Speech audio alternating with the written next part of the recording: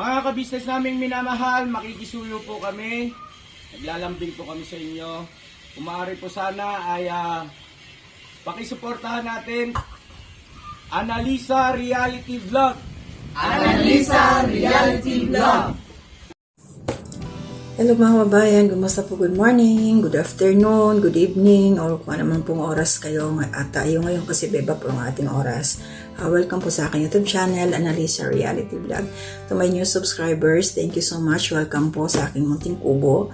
At yung laging nariyan, nanonood, mga silent viewers and viewers, thank you. Nagla-like and share ng aking maginagawang reaction. Maraming salamat po.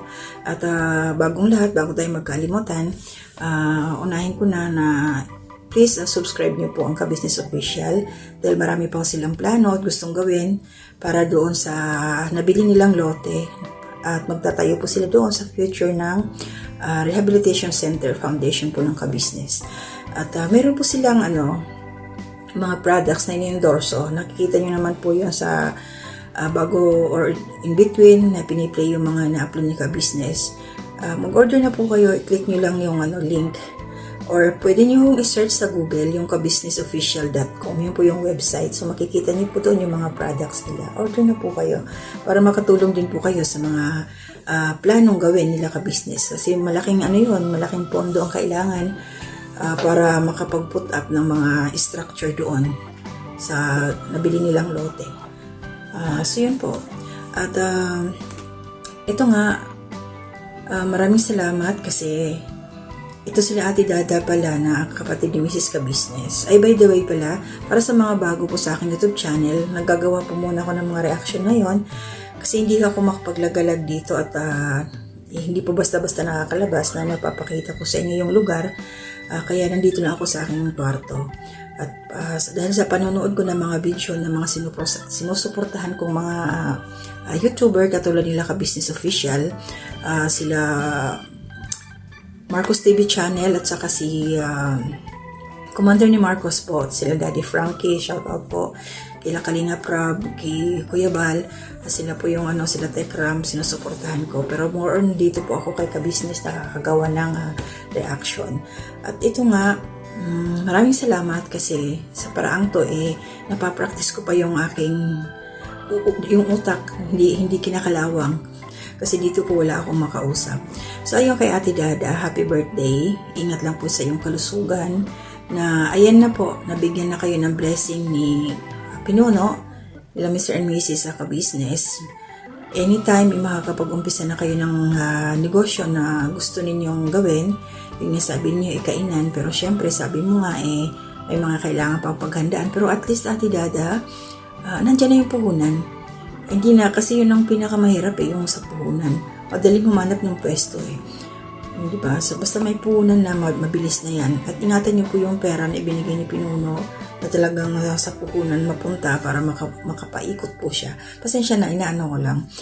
Kasi minsan pag pera talaga, madaling maubos Madaling maubos ang pera. Kaya sana, dumating yung araw na makapag-open na kayo ng negosyo ninyo. At ayun, maging successful ito kasi nga sabi mo nag-ano lang kayo ng isda, nag-aangkat si mister mo at maubos hindi, so mahirap yung tamang tamang hindi lang nagugutom, kumbaga tama lang na iraraos yung pangangailangan, pero sabi nga walang naiipon din. Ganun talaga yung pagkaganyan na niro-roll mo lang yung puhunan.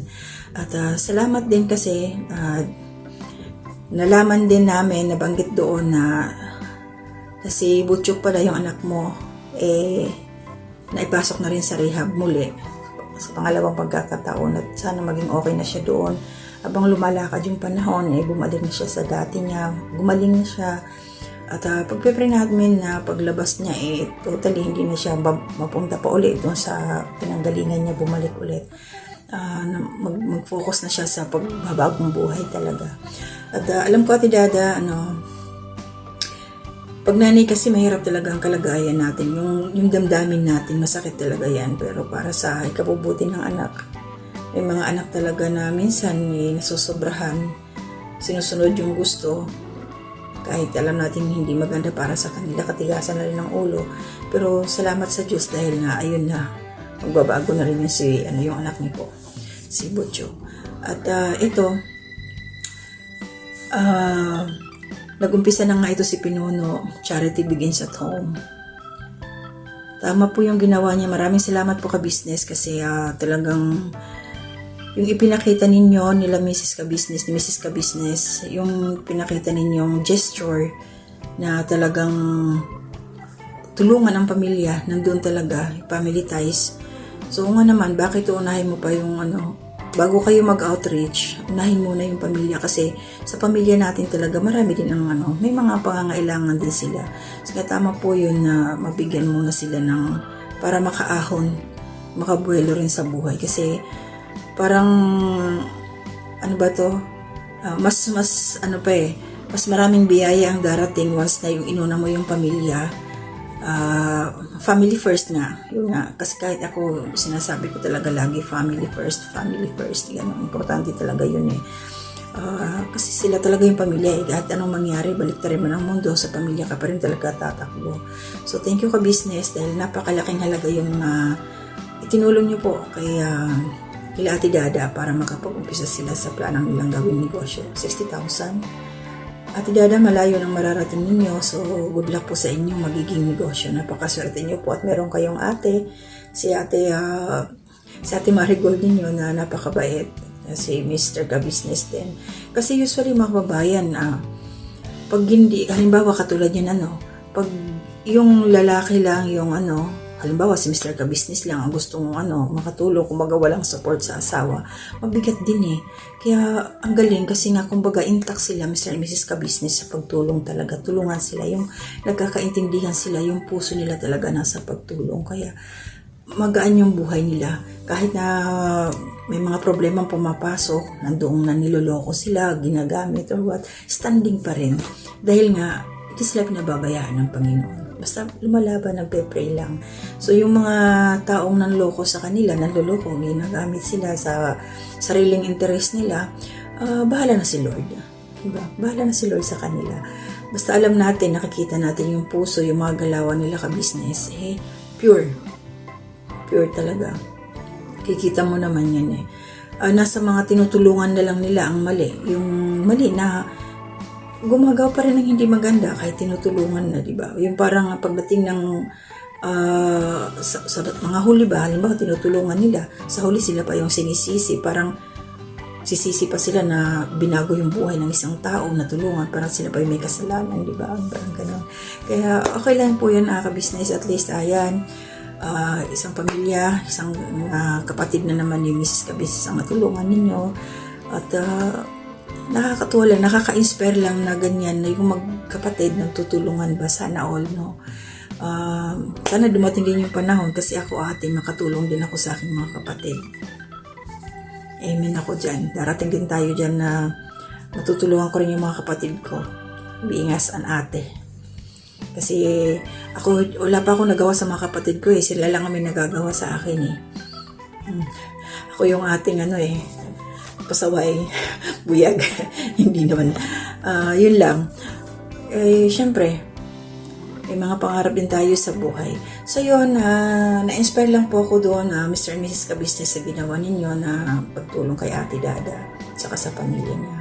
Maraming salamat. At saka alam ko naman na pati si Papa Dins, shoutout Papa Dins, alam ko rin yung puso mo na ginto din, gold din ang puso mo, nasa pagtulong ka rin. Kaya napakaswerte talaga yung mga tao nakapaligid sa ka-business family, basta in good terms lang. Okay.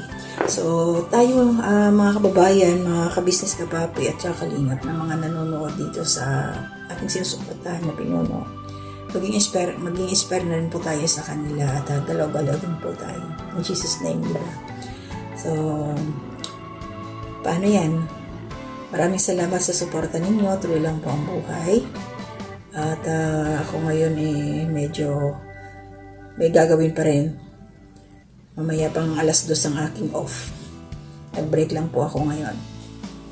At